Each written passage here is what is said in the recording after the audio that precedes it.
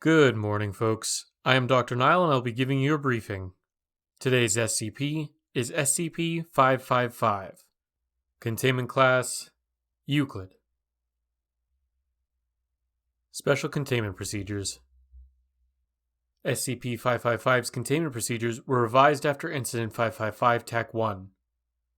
SCP-555 is to be housed in a 5 by 5 by 3 meter concrete containment chamber. Inside the walls, an electromagnetic array with a combined internal field strength of 3 teslas or greater is installed. In an interstitial chamber, a set of the most powerful permanent magnet arrays available is to be held away from the electromagnetic array, and moved into place by automatic systems in the event of a power failure. The chamber is to be separated from the rest of the facility by an exclusion zone of at least 20 meters, due to the dangers posed by high magnetic fields and by the SCP itself. No corpses are ever to be brought into the exclusion zone. A HEPA air filtering system is to be installed to avoid fouling of the SCP. SCP-555 is never to be stored in the same site as SCP-447. Description: SCP-555 is a metal cylinder with rounded ends, 1.25 cm in diameter and 8 cm long, similar to a magnet commonly fed to cattle to prevent hardware disease. It emits a field of unknown nature which exerts an attractive force on dead or necrotic human tissue, including hair separated from the body, corpses, shed skin cells, and, in extreme cases, the epidermal layer of skin. This field does not tend to follow the inverse square law and does not interact with matter or electromagnetic fields in a manner consistent with any known force. The SCP itself appears to be impervious to force, showing no response to focused heating, compression, or striking. The attractive force exerted by the field increases linearly with the amount of dead material in close proximity to the SCP. Past a certain point, measured at approximately 295 kilograms of necrotic material within 2 meters of the SCP, the progression becomes exponential, and the field's strength and radius increase rapidly. The field also appears to have an effect on permanent magnets. The field strength of magnets in proximity to SCP-555 decreases over time, with the rate of decrease changing in proportion to SCP-555's field strength. SCP-555 was recovered by agents in Redacted. in a cemetery in Redacted. California. The Foundation was alerted to a possible SCP after a coffin due to be buried was pulled from the pallbearer's grip and came to rest above the grave of a Redacted. who died in 1948. Redacted. Body was turned over to Foundation forensic specialists, who noted that the torso appeared to have been smashed inward, though with no skin damage. The SCP was found inside the corpse's stomach. The corpse was found to have no other anomalous properties and was reinterred. A ground-penetrating radar survey of the cemetery showed that all coffins in a 12-meter radius had been displaced underground towards the site containing the SCP. Addendum: See Incident Log 555 TAC-1, which we will go through now. Incident Log 555 TAC-1. SCP involved: SCP-555 and SCP. Redacted.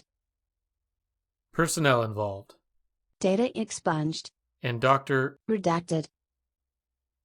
Date: Redacted. 19. Redacted.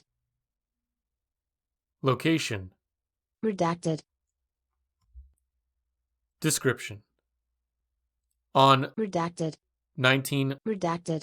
a containment breach of SCP Redacted. caused a security guard to shelter in place in the room containing SCP-555's containment locker, along with 2 Class D personnel and Dr. Redacted.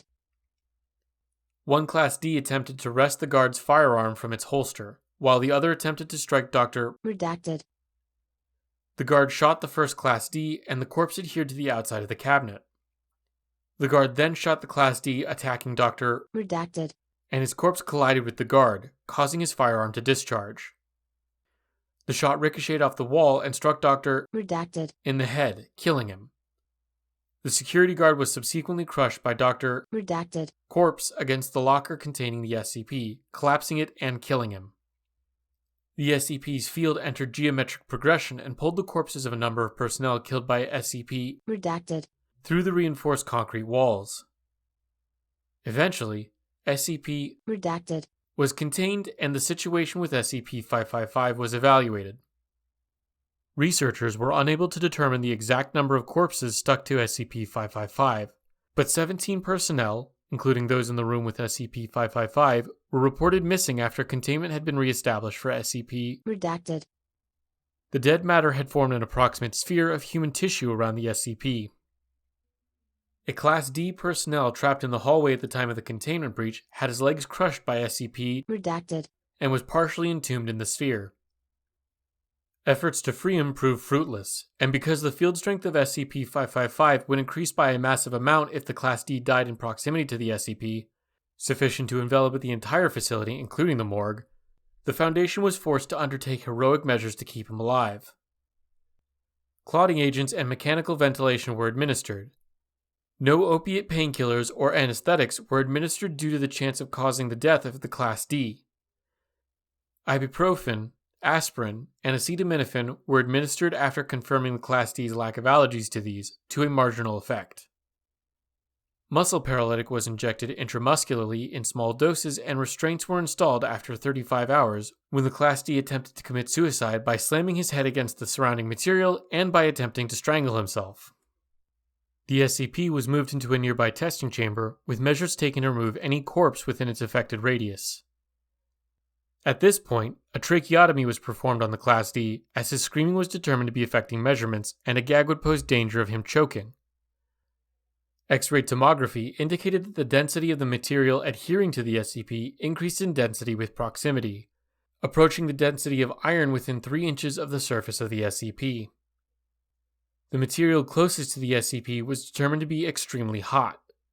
It would be significantly past its boiling point had the material not been under pressure.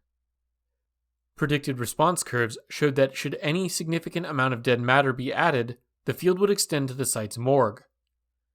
Researchers in proximity to the SCP noted symptoms in themselves commensurate with having a constant mechanical force pulling on their epiderms, and were rotated every 3 hours to prevent burn-like symptoms.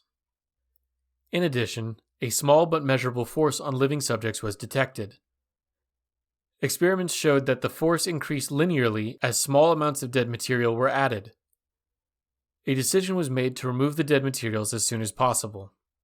Eventually, it was determined that exposure of the matter to a significantly caustic substance, sufficient to render the material into component simple compounds, would cause it to cease to be attracted to the SCP's field, with a commensurate decrease in field strength and density. Researchers then experimented with small portions of dead human tissue and eventually discovered that magnetic fields of extremely high power would dampen the field of the SCP. The SCP was slowly lowered into a high-temperature solution of sodium hydroxide, with the Class D facing upward to avoid premature death. A heating system was installed once it was determined that the decompression of the, by now, cooled compressed corpses was causing the solution to freeze. After several hours, the Class D and dead material surrounding the SCP were completely dissolved. SCP-555 was recovered intact, completely unaffected by the compression, heat, or caustic soda. Knowledge gained during these containment efforts led to the creation of SCP-555's current containment procedures. This is one of those SCPs that reminds me that I'm grateful that I'm not one of the D class. Well, folks, that's been your briefing for today. Feel free to come up and ask me questions if you got them, but if not, enjoy the rest of your shifts.